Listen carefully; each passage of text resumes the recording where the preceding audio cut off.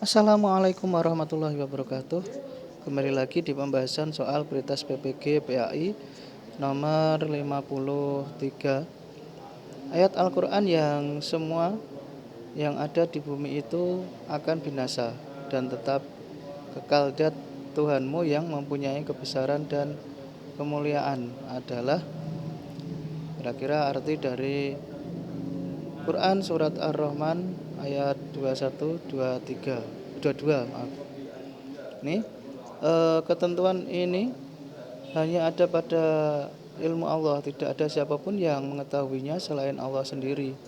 Seperti ketentuan mati dalam keadaan kufur, as-saqawah, dan mati dalam keadaan beriman atau as-sa'adah adalah takdir mubram, takdir yang tidak bisa diubah-ubah. Sekarang takdir mu'alaq, itu takdir yang bisa dirubah. Ini ketentuan Allah yang berada pada lembaran-lembaran pada malaikat yang telah mereka kutip dari Lauhul Mahfuz. Seperti si fulan apabila ia berdoa maka ia dapat berumur panjang 90 tahun, kan dapat rezeki yang luas, dapatkan kesehatan dan seterusnya. Takdir yang bisa berubah-ubah dan seterusnya itu namanya adalah takdir mu'alaq. Seperti materi yang sudah kita jelaskan kepada anak-anak kita sehari-hari ya, masalah takdir, misalkan diingat-ingat kembali Bapak Ibu ya.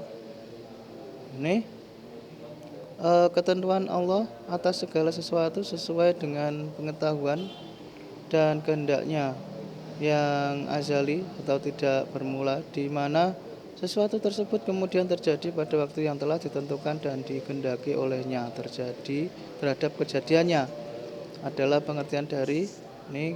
Jawabannya adalah qadar. Nomor 57, ilmu yang membahas tentang Al-Quran dari segi pengertiannya terhadap maksud Allah sesuai dengan kemampuan manusia adalah pengertian tafsir dari, ini sudah masuk ke dalam pembahasan tafsir ya Bapak Ibu.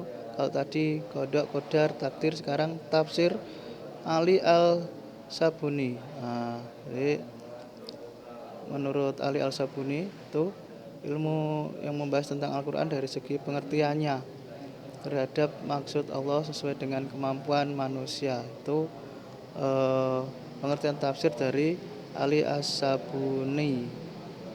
Itu dia harus dihafalkan satu-satu ya Bapak Ibu ya. Nah, memalingkan lafadz dari makna yang lahir pada makna yang dikandung oleh lafadz tersebut selama makna yang dimaksud tersebut dipandang sesuai dengan Al-Quran dan As-Sunnah disebut takwil. Nah, ini cara menafsirkan Al-Quran, memalingkan lafadznya dari maknanya yang lahir kepada makna yang dikandung, itu namanya adalah takwil. Itu mentakwilkan Al-Quran, ayat-ayat Allah itu. Masuk ke soal nomor 59. Dari pilihan di bawah ini yang termasuk ayat muhkamat atau ayat yang tidak perlu penjelasan lagi, itu adalah pilihannya A ya Bapak Ibu. Kalau yang C, B, alif lam mim itu artinya belum jelas, itu artinya ayat mutasyabihat. Ya, sekarang nomor 60. Profesor Quraisy Shihab dalam menafsirkan kata kursi pada Al-Baqarah 25 menjadi meliputi langit dan bumi merupakan penerapan dari itu. Jawabannya benar adalah takwil. Jadi harus bisa membedakan antara takwil, tafsir, terjemah, dan mutasyabihat, muhkamat, dan lain-lain. Muhkam. Ini jawabannya benar adalah nomor 60 adalah takwil, seperti itu. Masuk ke soal nomor 61 berikutnya, kita tunggu Bapak Ibu. Perlu diperhatikan, ini sering muncul juga yang baik di pretest maupun di UP itu juga. Nah, ini 61, menafsirkan Al-Quran didasarkan penjelasan-penjelasan Al-Quran yang diperoleh melalui riwayat-riwayat pada sunnah, hadis maupun atsar. Bahkan sebuah ayat Al-Quran dapat dijelaskan dengan ayat-ayat Al-Quran yang lain. Ini disebut tafsir bil maksur. Nah, tafsir bil maksur harus bisa membedakan tafsir maudhu'i, tafsir muqaran, tafsir bil maksur atau tafsir tahlili seperti itu.